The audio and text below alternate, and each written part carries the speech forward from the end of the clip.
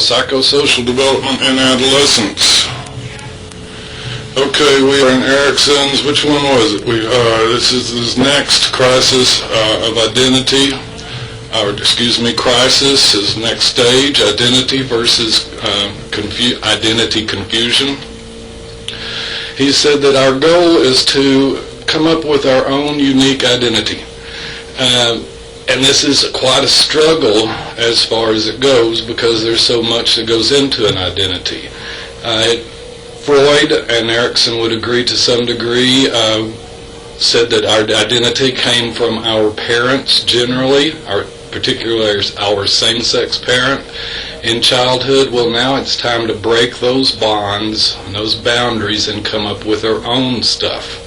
He called this a psychosocial moratorium, a time out, a time that allows us to start to figure out who we are going to be. However, full identity achievement seldom is complete in adolescence, and for some of us it never is. So he said we needed the successful achievement gave us, he said, fidelity, loyalty, a place, a group that we belong to, identification and values that we accept. And he says that identity confusion is problematic. It's something that most of us, or all of us, deal with, probably to some degree. And he would say that cliquishness and intolerance in adolescence has a great deal to do with this identity confusion. Pardon me. When people are confused, they tend to regress. They tend to be defensive. Whereas if people are secure in their own identity, generally they are accepting and are not defensive when challenged. Components of identity. Again, you need to remember this was quite a few years back, but still to some degree true. Choice of occupation, adoption of what kind of person, what values you're going to have, and development of yourself as a sexual being, whatever that might be. Again, things have changed. Sexual identity is somewhat fluid at this stage for particularly younger people, adolescents. Occupation, you really shouldn't plan on, as an adolescent, on getting out of school, whatever school it is, and doing a single occupation for your entire career. Figure on some major changes along the way. Again, I recommend maintaining flexibility. Marcia really kind of just took Erickson's identity situation or theories and kind of expanded them. We're shooting for identity achievement. Identity achievement comes about by a series of crises and commitments. Crises are the decisions that everybody has to make in adolescence.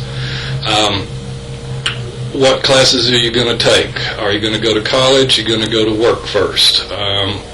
You're going to go to Votech. You're going to get married. You're going to stay single. You think about having kids.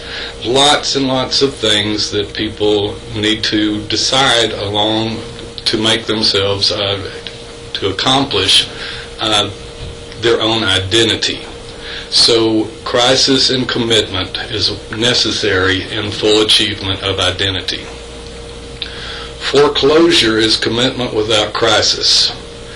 If students come to college because their parents told them that they were going to come to college, they take the classes that their parents tell them to, they choose the major going into the career that their parents tell them they're going to, it's a pretty safe way to do it. If you don't like to take risks, just do what other people you respect tell you to. Listen to your parents, listen to your teachers, listen to your preacher, listen to whoever it is. Don't think about it yourself. Don't face that crisis. Don't work through it. Just let other people make your decisions for you. That way you can always blame them when you mess up or you fail. Moratorium is where most adolescents are to some degree. Like I said, there's lots and lots of decisions to be made, and some of them are made later on in life. So this is moratorium is considered a work in progress. They're still trying to figure it out. Identity confusion is probably the least functional. No commitment, no crisis. They just kind of float along, stagnating to a great degree. Again, I used Al Bundy as the example. His high point in his life was in high school. That's really all he wants to talk about. That's what he likes to think about. The rest of his life has been miserable. And he doesn't have the balls to do anything about it. Again, you're going to run into people like this from your class in high school. Have fun with them. I try to avoid them. The other thing that I may not have said in all the classes is that your identity at the end of adolescence is not your identity at the end of life. You will continue to come back, at least most of us will, at some time or another, will continue to come back to moratorium as things change. You get out of school, you get a job, maybe you get married, maybe not, you get into a relationship, you get divorced, you lose the relationship, you lose the job, you have kids, you decide to go back to school.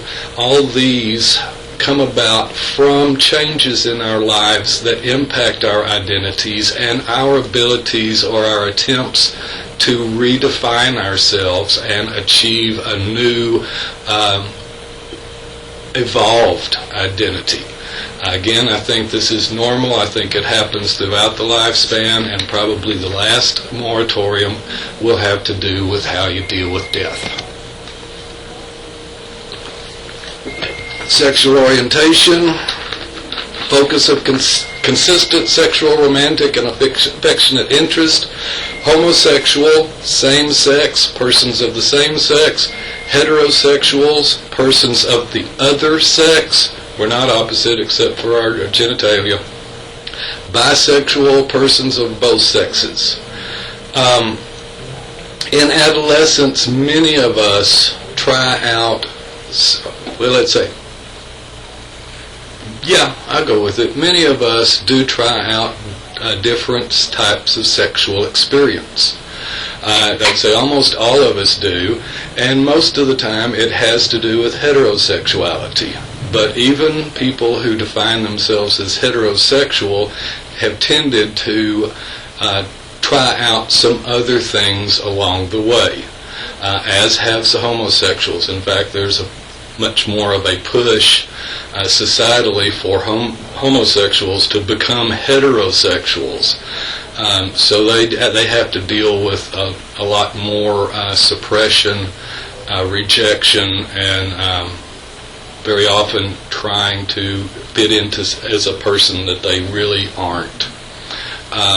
Again, most people who try out homosexuality or bisexuality will end up being heterosexual, and given enough time, a whole lifetime, a lot of people who would refuse to define themselves as homosexual but have those tendencies will come to define themselves as homosexuals somewhere in the lifespan.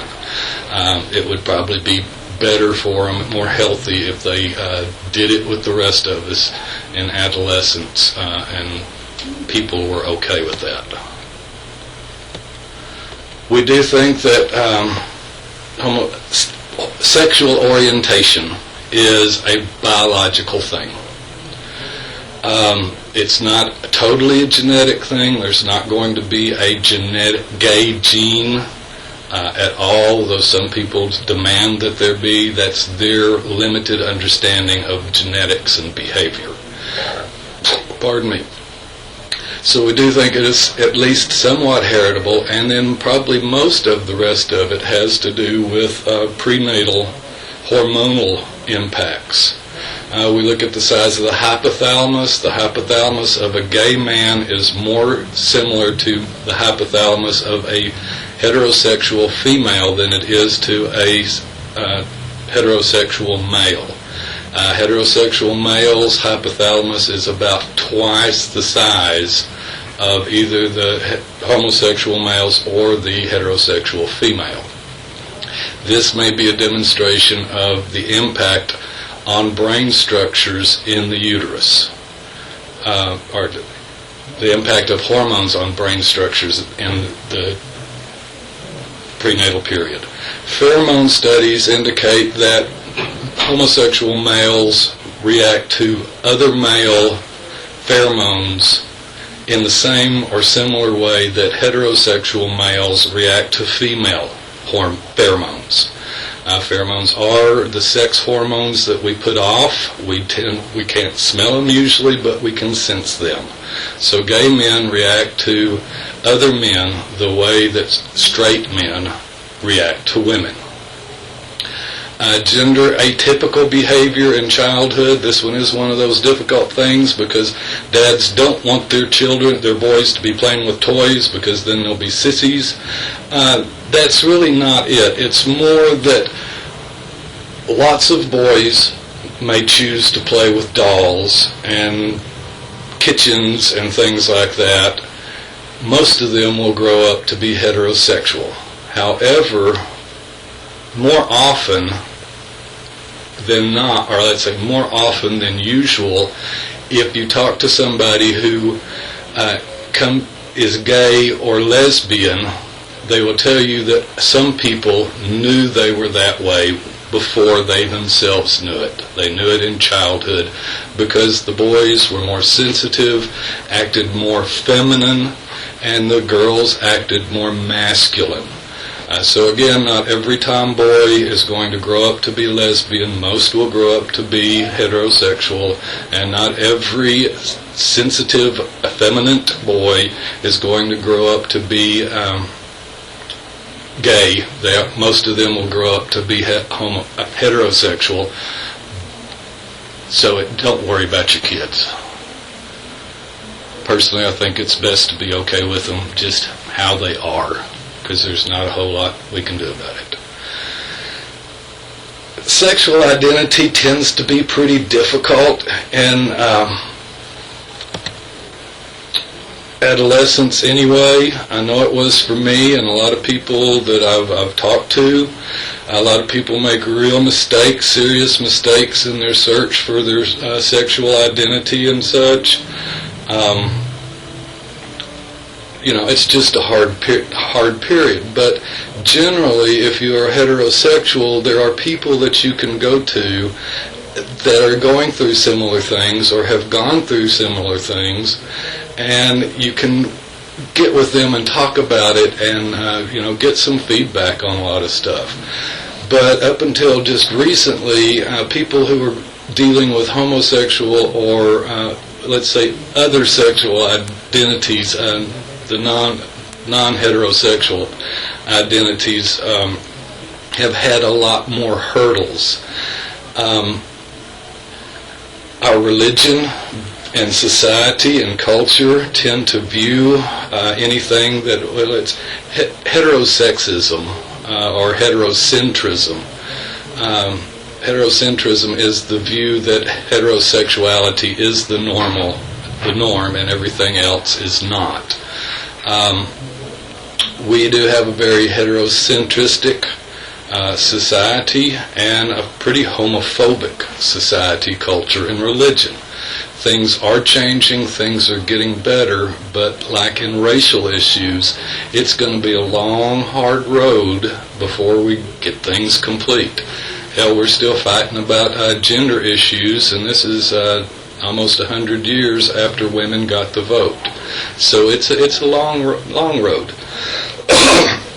most of the problems that homosexuals or bisexuals show as far as psychological problems, social problems, emotional problems are really imposed upon them by the way society views and treats them. They're really, as far as I've ever been able to tell through studies or just through knowing people, they're just people. And we'd be a lot more like them if the situation was reversed. So it is much more difficult for them, and like I said, some of them never really come out to themselves or others until later in life, if ever. I'm sure that some go to their grave still claiming to be heterosexual and either wishing that they could do what the things they wanted to or hide it and do it. Behaviors: first intercourse, females at 17, males at 16 on average.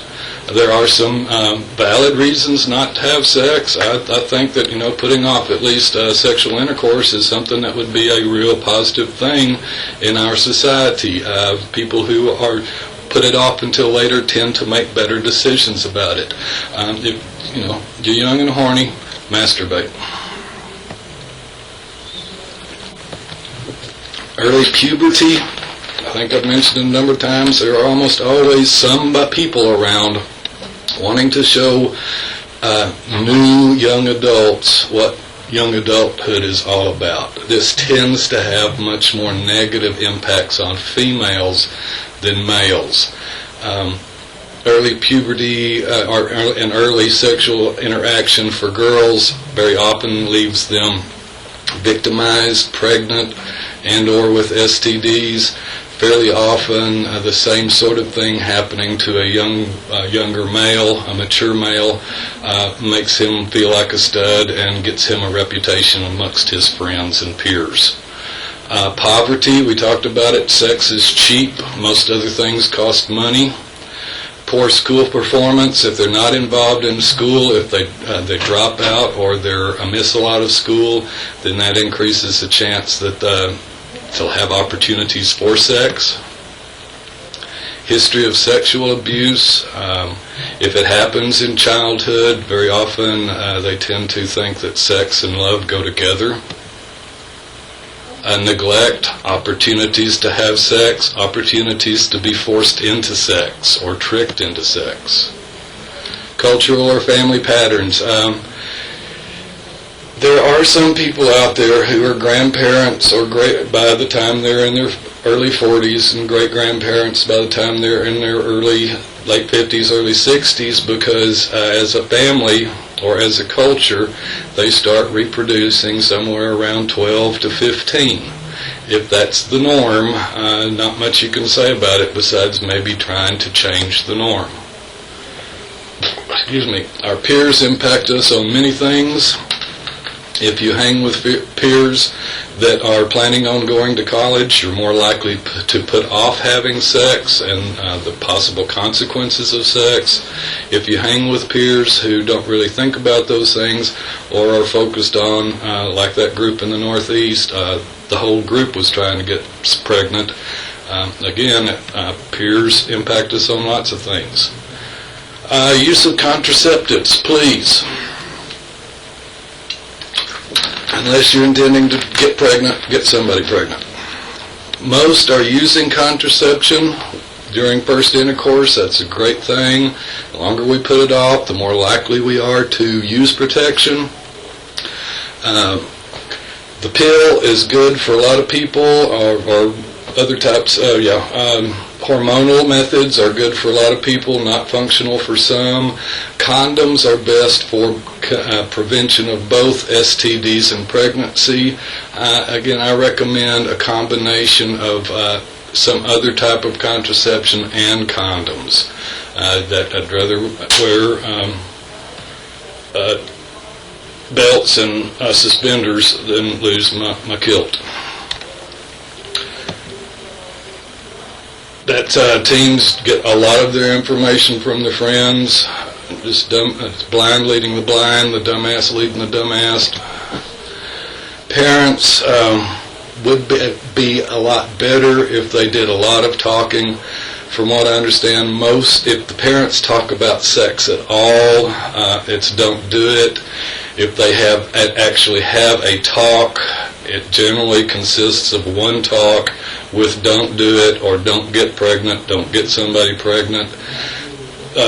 Fortunately for some parents are out there involved, educate themselves, and feel it necessary to educate their children. I support that view. It should start at home. But since it doesn't, sex education should occur in school. It's a societal problem. It has lots of societal costs, and we could really reduce the cost to society and those individuals who deal with the problems of sexuality by teaching them how to protect themselves and other aspects. Abstinence only really impacts negatively on sexual situations. Media, they're realistic. You believe everything you see in the damn cartoons and movies and TV.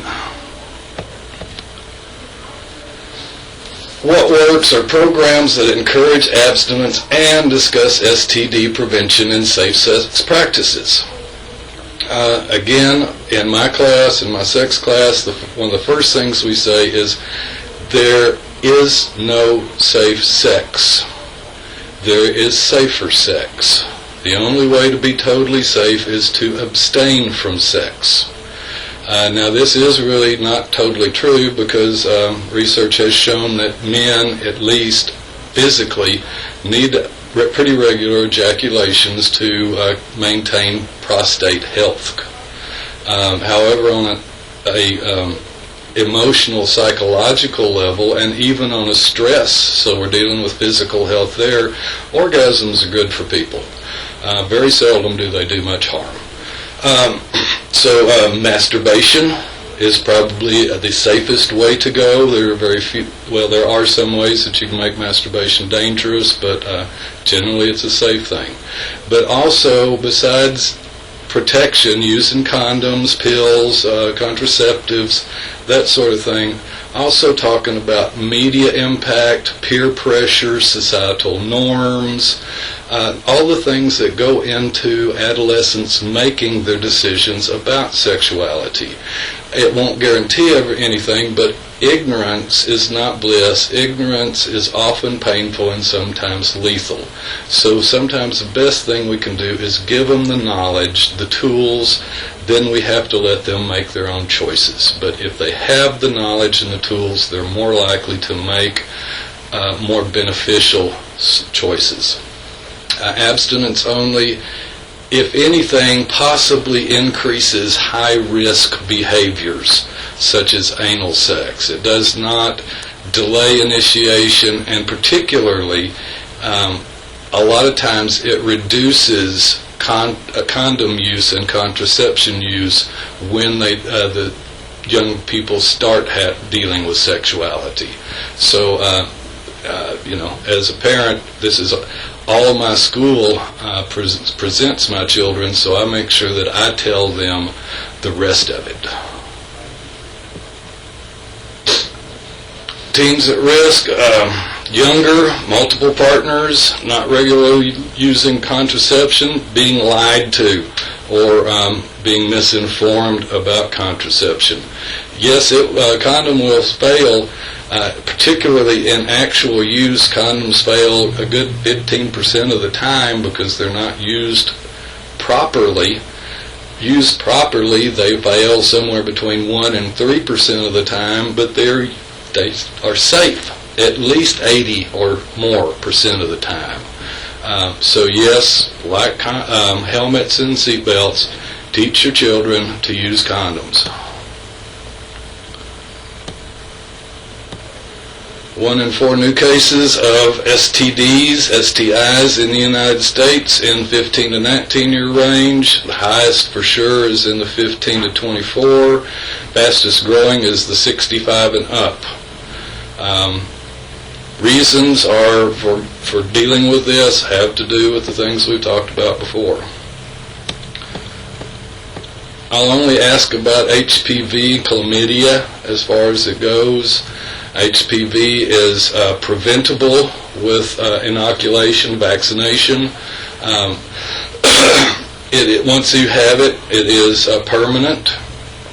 Genital warts. HPV is a set of family of viruses, and certain ones of them are considered genital warts. That's where they tend to occur. They occur around the genitalia, the anus, and the mouth, depending on the situation. Those all have kind of similar tissues in them. They can be treated, but cannot be cured.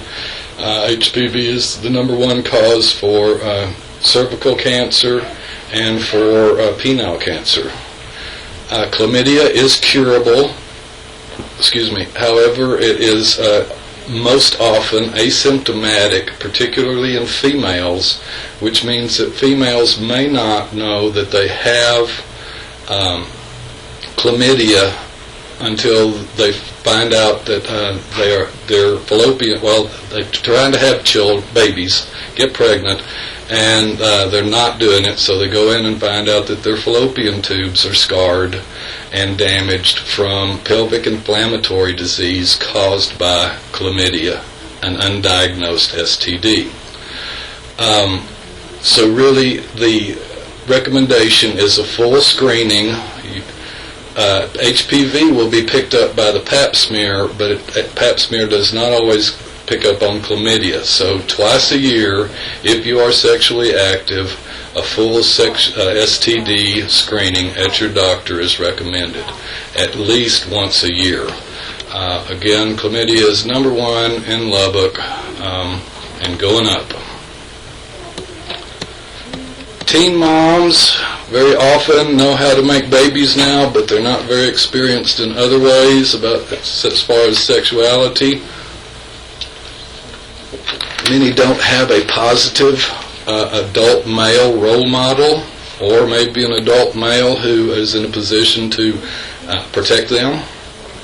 Tend to have been more likely to have been abused or dealt with dysfunction in the family, exposed to or dealing with substance abuse, also having other problems in the family.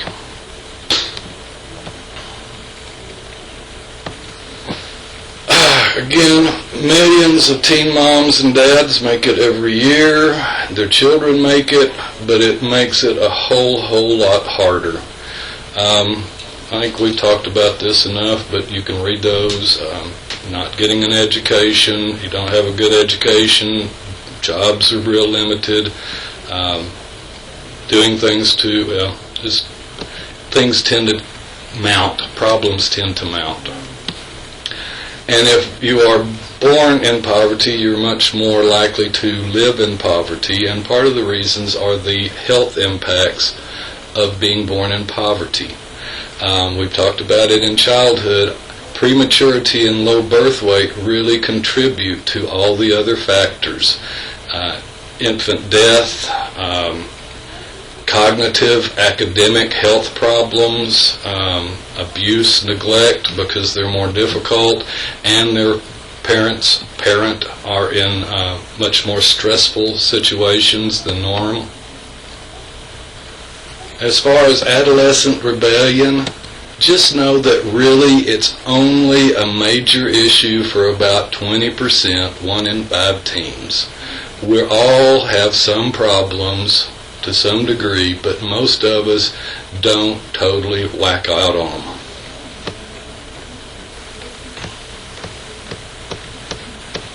Oops. I don't know. Okay, maybe I'll go back on this one. Sorry about this. Okay, parenting style, again, authoritative. It tends to be the best way.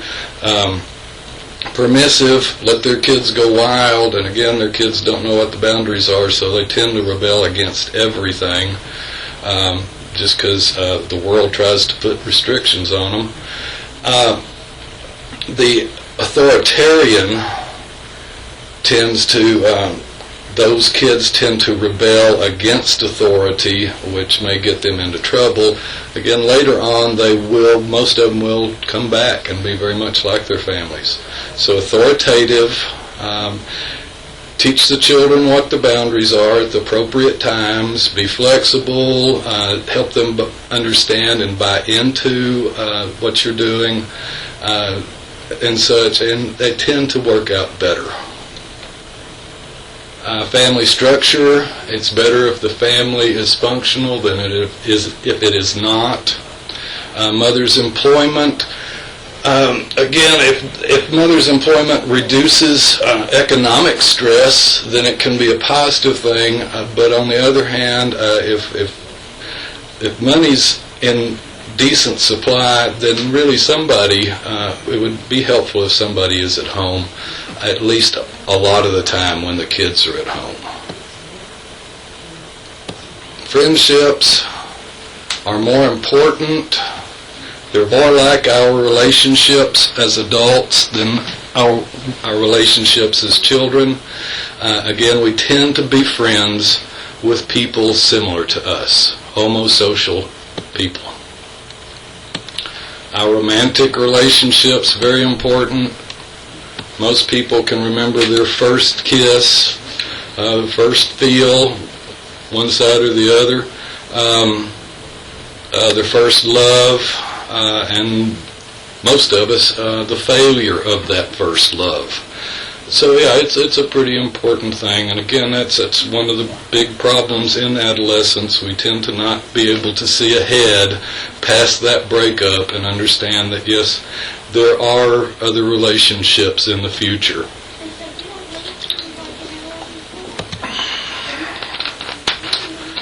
Youth violence epidemic. It really has a whole lot to do with lots of things.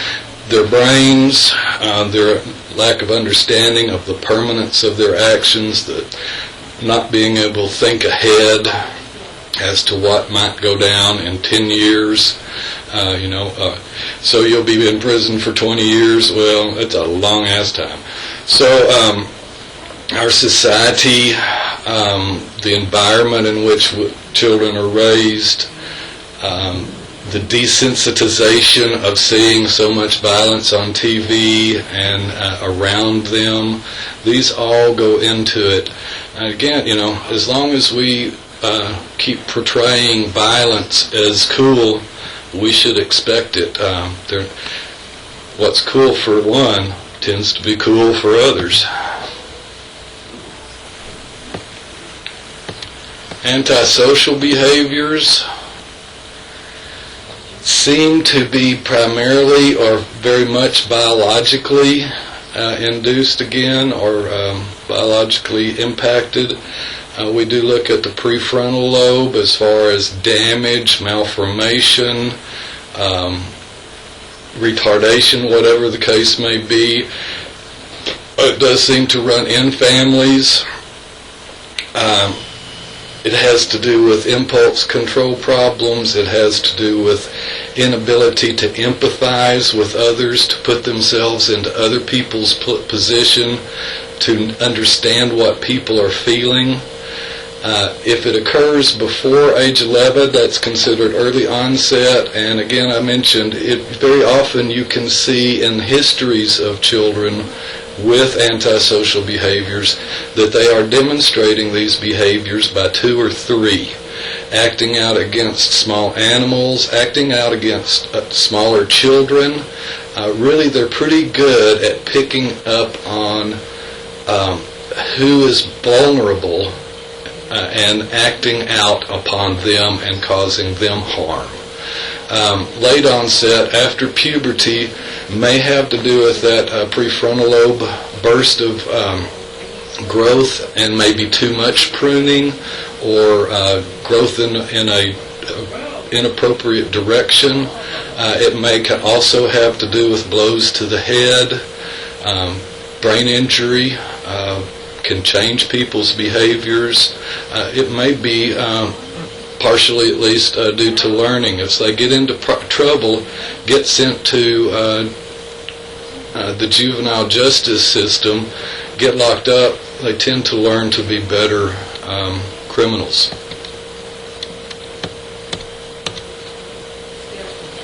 As in most things, becoming a delinquent has to do with both environmental and other factors.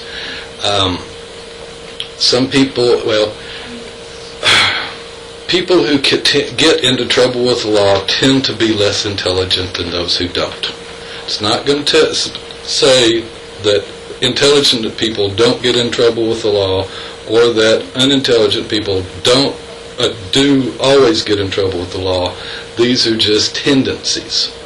Authoritative parenting, again, because they're understanding the rules. If you catch them once, they tend to learn by that. Teaching pro-social behaviors, helping others instead of greed or selfishness.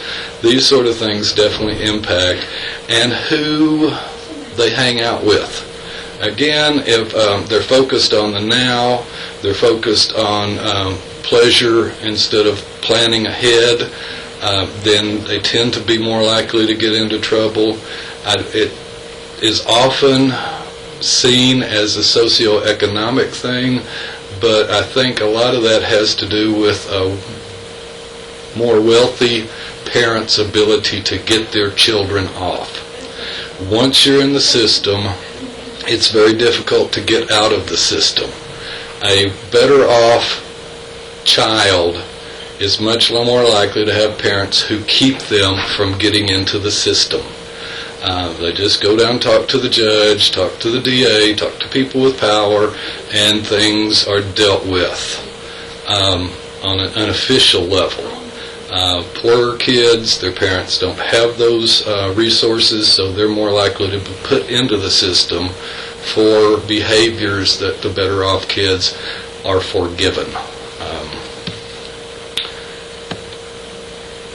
Community, how much support there is. Prevention costs money, but it would save money in the long run. Coming up, educating parents, working to coordinate the schools and homes, because very often with problem or children who are seen as problematic, the home-school relationship becomes adversarial and non-productive. Parent networks to help so that they can help each other out, give each other support. Follow-up services, education again, after-school activities, and again, generally, the only follow-up services after a kid is let out of the juvenile justice facilities is checking their urine to see if they are using drugs or alcohol. They need more than that. They got in trouble for a reason. Locking them up for a while very often doesn't fix it. Following up on it would probably do a lot to prevent further problems. Now, preventing gang recruitment is problematic if you can't guarantee safety to the people that the gangs are threatening. Sometimes joining a gang is the choice between joining a gang and being killed or victimized all the time. Adults who have some understanding of the situation, guiding the young people in their support groups so that they can talk about, it's nice to know that other people are dealing with problems that we are dealing with, and it's even nicer to know that some of them are working it out or have worked it out. Seeing people who deal with the things that we deal with ourselves and seeing them be successful helps us believe in ourselves. Okay, I'm done.